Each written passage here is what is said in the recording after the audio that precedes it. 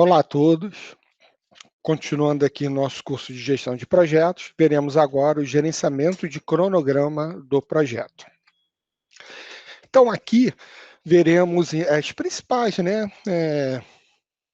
os principais pontos que a gente precisa ter em mente para a nossa elaboração e gestão do nosso cronograma.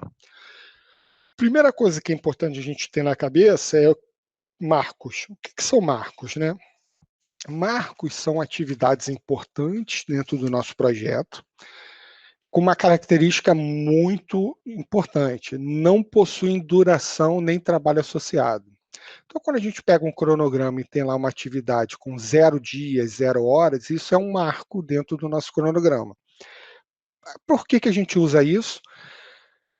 Para identificar pontos importantes dentro do nosso cronograma e, além disso, a gente gera com ele um cronograma de marcos, que serve para comunicar o status do nosso projeto para a alta direção. Os diretores,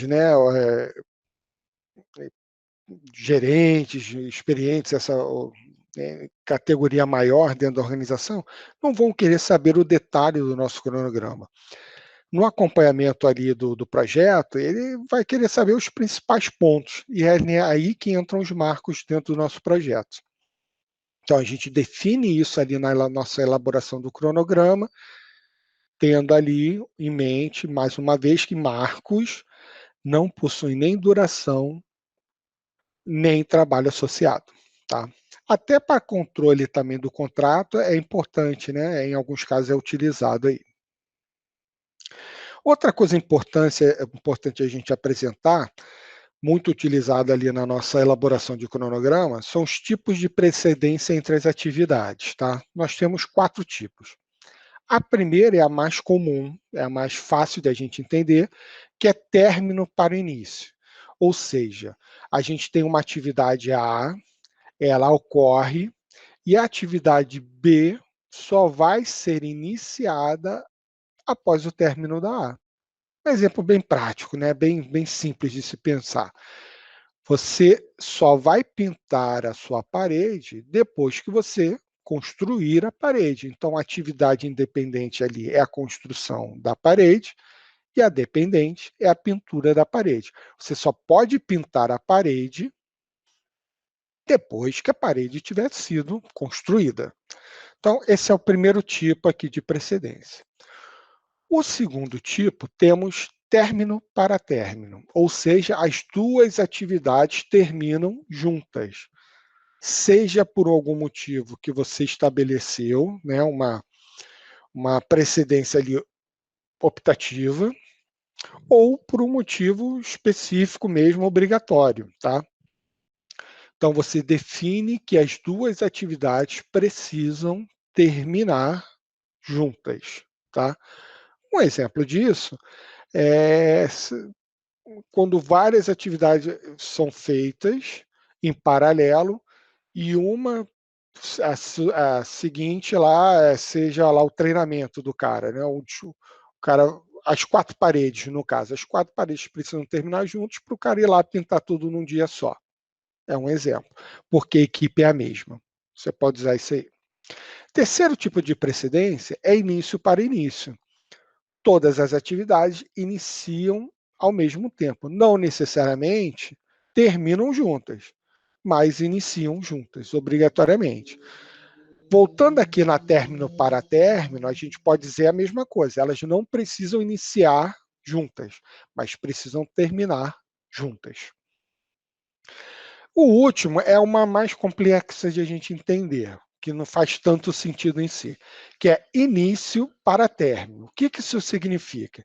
Que a independente só inicia quando a dependente terminar. Aí você fala, Márcio, isso não faz sentido na minha cabeça. Usando aquele exemplo da parede, significa que a pintura, a construção da parede só vai começar depois que eu tiver pintado, mas não tem parede, como é que eu vou pintar? Calma. Realmente, esse tipo de precedência aqui é muito pouco utilizado, mas tem uma aplicação prática. Tá? O exemplo que eu posso te dar é o seguinte: vamos supor que você saiba o dia que seu projeto precisa terminar. Um exemplo prático aqui. Você quer tirar a certificação PMI aqui, né, do PMI, sendo que você quer tirar no dia 11 de setembro. Tá, porque essa data, sei lá, enfim, você pensou nessa data aí, lá nas Torres Gêmeas, o que quer que seja. Mas você tem essa data na cabeça. E você sabe quanto tempo você precisa estudar. Ou melhor, você não sabe. Você sabe qual é o dia que você quer tirar a certificação e você quer saber qual é o dia mais tarde que você pode começar a estudar para que lá no dia 11 você consiga tirar a certificação. Então, você faz um cronograma de trás para frente, usando esse tipo de precedência aqui. Então, você estabelece a sua primeira atividade lá, né, que na verdade é a última, para o dia 11 de setembro, vai inserindo as atividades no seu cronograma, estudar capítulo tal, fazer o curso, comprar o material e por aí vai, né? E quando você for colocando as durações, no final o cronograma vai te dizer, olha, você precisa estudar até o dia 6 de junho para que a sua certificação ocorra no dia 11 de setembro. Tá? Então, um exemplo prático aqui de como a gente pode usar esse tipo de precedência de atividade. Então, como eu já falei antes, nós temos aqui dois tipos de precedência, que são as obrigatórias ou mandatárias, né, que aí são inerentes à natureza do trabalho, ou restrições definidas no contrato e por aí vai. E temos as arbitrárias, que são definidas com base em melhores práticas, preferências, tá? E nesse caso aqui é importante a gente registrar o porquê que a gente está usando esse tipo de precedência, tá? E as precedências também podem ter origem externas, com outros órgãos ou dependência de órgãos do governo, outros projetos, desculpa, e pode ser internas também relacionadas ali às atividades do projeto.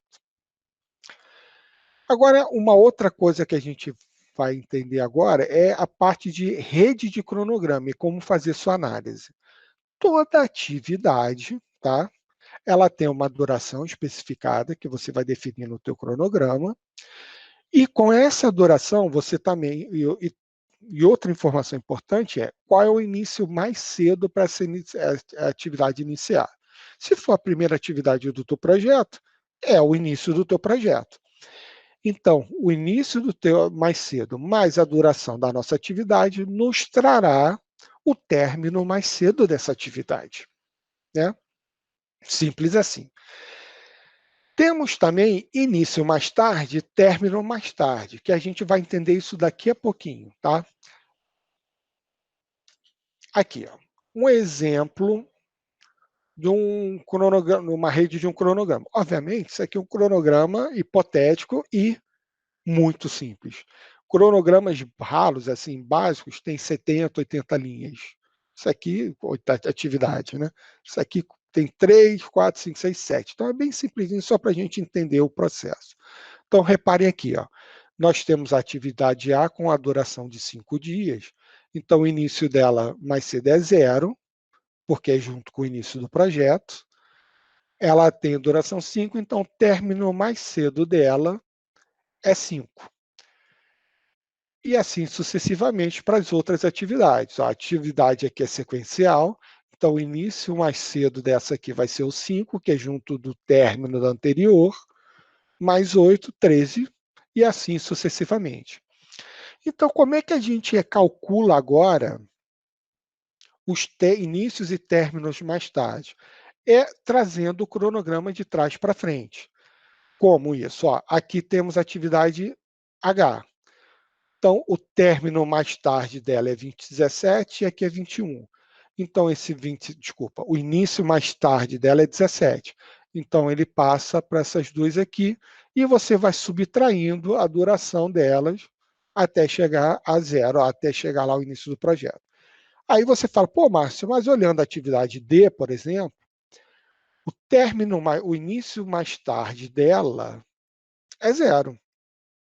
E a atividade B de bola, o início mais tarde dela é 6. Por que disso? Vamos entender agora, daqui a pouquinho. Quando a gente Essas informações agora são importantes para a gente definir a folga total da atividade. A folga total é a quantidade de tempo que uma atividade pode atrasar sem impactar no final do projeto, ou seja, final do projeto. Então, é quanto eu posso atrasar a atividade específica sem atrasar o meu projeto lá no final. Como é que eu calculo isso? Início mais tarde, início mais cedo, ou término mais tarde, término mais cedo. Daqui para baixo, ó. No caso da D, a folga total dela é 10 menos 4, 6, ou 12 menos 6, 6. Isso significa o seguinte, a atividade D pode ser atrasada em até 6 dias, que não impactará o final do meu projeto. Já a folga livre, então, a folga total, eu estou olhando total para o meu projeto como um todo. A folga livre, eu vejo o quanto que eu posso atrasar a atividade sem impactar a atividade seguinte, a atividade sucessora. Então, como é que eu calculo isso? É o início mais cedo da sucessora, pelo menos o término mais cedo da sucessora. Aqui, no caso da atividade F, 12 aqui, ó, início mais cedo, 6. Término mais cedo, 5. 6 menos 5 igual a 1. Eu posso atrasar a atividade F em um dia, que eu não atrasarei a atividade E. Se eu passar de um dia, começa a ter problema. Mas para que eu analiso isso tudo? Por conta disso aqui, caminho crítico. O que é o caminho crítico do nosso projeto? É o caminho mais longo entre todos os do projeto. Traduz o menor tempo possível para terminar o projeto. E é o caminho, normalmente, com folga zero. Tá? Então, quando eu calculo aquelas folgas que a gente viu antes, aqui, a folga total, no caso, repare nessas atividades em vermelho. Todas elas possuem folga total zero. 0 menos 0 ou 5 menos 5. Ó, 5 menos 5, 13 menos 13. Então, se eu atrasar qualquer atividade dessas aqui, pelo menos um dia, impactarei no atraso do meu projeto em um dia. Tá? Então, isso é fundamental a gente mapear dentro do nosso cronograma quais são as atividades que compõem o caminho crítico. Por conta disso, se eu atrasar naquela atividade, eu não vou ter folga para ela. É atividade sem folga. Eu atrasarei o meu projeto. Então, alguns pontos aqui em relação a caminho crítico. Primeiro, um paralelo que a gente pode traçar é o seguinte: todo processo tem um gargalo. Isso é conhecido de vocês. E esse gargalo pode mudar ao longo do teu processo, né? A atividade específica lá pode virar um novo gargalo. Da mesma forma, caminho crítico. Todo cronograma, todo projeto possui um caminho crítico. E da mesma forma que gargalo, podemos ter mais de um caminho crítico no nosso cronograma. Não é recomendável, a gente precisa ter um cuidado na hora da elaboração do cronograma, mas isso pode acontecer. E outra coisa, o caminho crítico também pode mudar durante o nosso projeto. Um exemplo aqui, né? Se essa atividade D aqui, por exemplo, passar da duração de 2 dias, vamos extrapolar bem alto assim, para 20 dias, seguramente o caminho crítico deixará de ser esse de cima, passará a ser esse do meio aqui. Isso é fato, tá? Então, é muito importante a gente identificar o caminho crítico por conta disso. Aí você vai me perguntar, pô, Márcio, mas eu tenho que calcular dessa forma? Não, pelo menos isso é a vantagem de usar softwares. O próprio Project ou qualquer outro software de gerenciamento de cronogramas, ele já lista para a gente, já tem um filtro, ele já consegue identificar para a gente quais são as atividades do caminho crítico. Então, numa análise de cronograma, a gente sempre está preocupado em olhar as atividades do caminho crítico. Tá? E algumas técnicas que a gente pode empregar aqui em relação à elaboração de cronograma e sequenciamento de atividade são as antecipações e esperas, tá? Antecipação é o seguinte, é quando você antecipa o início da atividade 2, né, para antes do término da atividade 1. Ainda tem essa precedência aqui, mas você pode antecipar por algum motivo específico, obviamente. Dificilmente as equipes serão as mesmas, você não vai conseguir trabalhar dessa forma. Então, você pode antecipar essa atividade. Vamos supor que, por exemplo, a gente deu o exemplo lá da parede, mas vamos pensar num cômodo, a pintura do cômodo. Vamos supor que o cara, o pedreiro, suba cada parede em um dia. Subiu a primeira parede no primeiro dia, a segunda, terceira e quarta nos dias subsequentes. Então, você pode dizer o seguinte, de repente, a partir da construção de 2 paredes, ele já pode começar a primeira. Então, você antecipa um pouco o início aí da atividade 2. Outra coisa que você pode fazer são as esperas, aplicar são os lags, as esperas aqui, que é postergar o início da atividade sucessora. Então, você pode botar aqui, ó, a atividade 2 inicia 2 dias após o término da atividade 1. Para que isso serve? Quando você quer deixar bem claro que você precisa de colocar um tempo ali por algum motivo específico. Por exemplo, tem que esperar a parede secar para depois pintá-la. Se você quer deixar isso bem explícito, então você pode colocar dessa forma. Os softwares de gerenciamento de cronograma permitem você deixar isso bem explícito, tá? Por fim, temos aqui então nossa linha de base do cronograma, que é o cronograma propriamente dito. Quando a gente elabora o nosso cronograma, a gente salva ali a nossa linha de base e ele passa a ser considerado como uma linha de base do cronograma. Da mesma forma que a gente viu lá no escopo, é um documento, né, um instrumento que a gente vai utilizar para analisar se a gente está dentro ali do caminho, né, se a gente está seguindo o trilho certinho ou se a gente está desviando para um lado ou para o outro. Ok?